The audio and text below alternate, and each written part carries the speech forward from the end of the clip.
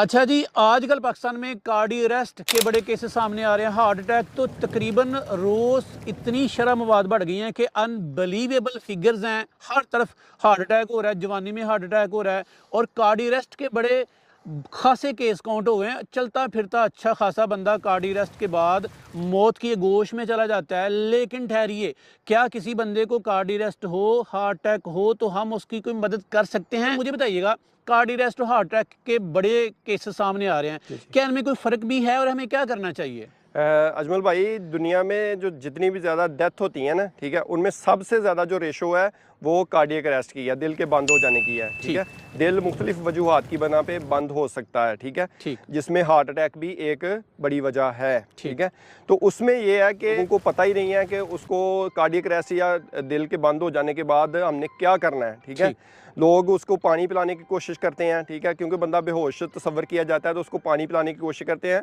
इसके लिए सबसे जो ज़रूरी हिदायत है कि किसी भी बेहोश शख्स को कभी भी आप पानी ना पिलाएं। और ये पहला काम ही ये कर दें कि पानी पिलाओ, पानी पिलाओ, पानी पिलाओ। हमारे जो रूरल एरियाज़ हैं, ठीक है, वहाँ पे तो ये सबसे ज़्यादा यानी कि लाइफ सेविंग समझा जाता है कि ज़िंदगी बचाने के लिए पानी बहुत ज़रूरी है। ठीक है, जबकि वो उसकी ज़िंदगी ले सकता है। अगर उसके फेफड़ों में पानी चला गया तो वो ज़िंदगी उसकी ले सकता है। पानी पिलाने की सूरत में हम उसकी ज़िंदगी बचाने की बजाय उल्टा उसकी ज़िंदगी को खतरे में डाल रहे हैं। ठीक है, तो अगर कोई आपके सामने कोई केस किसी रोड साइड पे घर में कहीं भी कोई इस तरह का केस हो कि बंदा बेहोश होकर गिर गया, ठीक है, कार्डियक अरेस्ट है, आपने क्या करना है? आपने सबसे पहले सीन को सिक्योर करना है, यानी कि वो जहाँ पे वो बंदा पड़ा हुआ है वो जगह देखनी है कि ये सीन सिक्योर है, ये जगह सेफ है मेरे लिए या उसके लिए सेफ है। ठीक है, आपने ऊपर नीचे आगे पीछे तरफ अतराफ में देखा।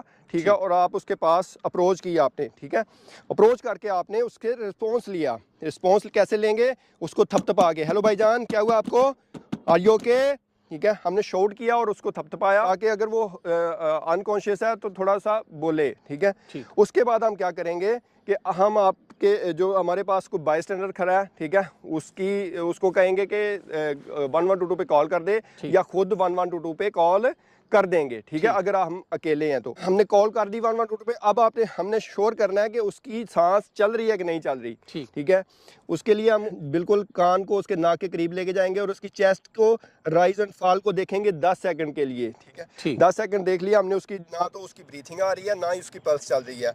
अब हमने सीपीआर स्टार्ट करना है, जैसे हमने पहले बता चुके हैं। नहीं तो सर, अगर सांस आ रही हो फिर भी सीपीआर करनी है कि सिर्फ सांस बंद होने की सूरत में करनी है? सांस बंद होने की सूरत में करना है या वो गैस्पिंग कंडीशन में हो, यानी जो कभी कभी ऐसे सांस लंबा सा सांस लिया जाता है उसको गैस्पिंग कंडीशन कहा जाता है। तो गैस्पिंग कंडीशन की अगर है तो फिर भी आपने सीपीआर स्टार्ट कर देना है। सीपीआर हमने कैसे करना है आपको पहले भी बताया है कि निप्पल लाइन के दरमियान में स्टर्नम के बिल्कुल जहाँ पे स्टर्नम का एंड होता है उससे ऊपर अपना पावर एंड रखें, दूसरे एंड को बिल्कुल ऊपर से लॉक करें, कोनियाँ आपकी 90 एंगल पे होंगी। ठीक है, और आपने 100 से 120 पर मिनट की स्पीड से आपने कंप्रेशन देना स्टार्ट कर देना है।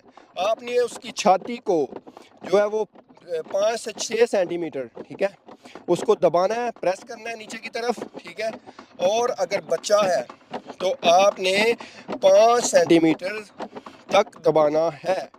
अगर इन्फेंट है तो 4 सेंटीमीटर तक या 1/3 ऑफ द चेस्ट उसको नीचे की तरफ प्रेस करना है और कोनियाँ बिल्कुल आपकी लॉक होनी चाहिए। ठीक है, चेस्ट का राइज एंड फॉल बिल्कुल एक्यूरेट होना चाहिए और नीचे जो है जहाँ पे मरीज पड़ा है वो बिल्कुल हार्ड सरफेस होनी चाहिए, बिल्कुल गद्दे के ऊपर या बेड चारपाई के ऊपर आप सीपीआर नहीं करेंगे। आपने 10 मिनट तक ये सीपीआर को करते रहना है। ठीक है, 10 मिनट करने के बाद आपने फिर अश्योर करना है कि उसकी सांस वापस आई है कि नहीं आई। अगर नहीं आई तो फिर आप ये स्टार्ट कर दें, तब तक करते रहें जब तक 1122 नहीं आ जाती। चांसेस हैं कि शायद आप उसकी ज़िंदगी बचा पाएँ। और मेरे ख्याल में सर कदीर, हर घर में एक बच्चे को, एक बंदे को सीपीआर ज़रूर होना चाहिए, या कि गांव में कम से कम 3-4 लोग ऐसे मौजूद हों, किसी गली मोहल्ले में ज़रूरत पड़े भाई आप सीपीआर कर सकें। तो आपका क्या मैसेज है कि सीपीआर लाजमी है लोगों के लिए? सीपीआर ये हर मुआशरे, इस मुआशरे के हर बंदे के लिए सीपीआर बहुत ज़रूरी है। जो हमारे बानी हैं doctor Rizwan Naseer, secretary emergency services rescue 1122, उनका भी यही ख्वाब है कि हर शहरी जो है ना, पाकिस्तान का हर शहरी वो ट्रेंड होना चाहिए, ठीक है। इसीलिए हम इस तरह की वीडियोस या हम कम्युनिटी ट्रेनिंग्स का इनकाद करते रहते हैं ताकि लोगों को अवेयरनेस आए, ठीक है, और लोगों को पता चले कि फ़र्स्ट एड कैसे करनी है, और CPR को कैसे करना है, ब्लीडिंग कंट्रोल कैसे करनी है, आग से बचाव कैसे करना है। तो ये सारी चीज़ें हम अपनी कम्युनिटी ट्रेनिंग में बताते रहते हैं। बिल्कुल, शायद आप किसी की ज़िंदगी बचाने का ज़रिया बन जाएं। जिसने एक इंसान की जान बचाई, गोया कि उसने सारी इंसानियत की जान बचाई। सर जज़ाकुमुल्लाह खैरा, बहुत शुक्रिया। बहुत शुक्रिया सर, थैंक यू।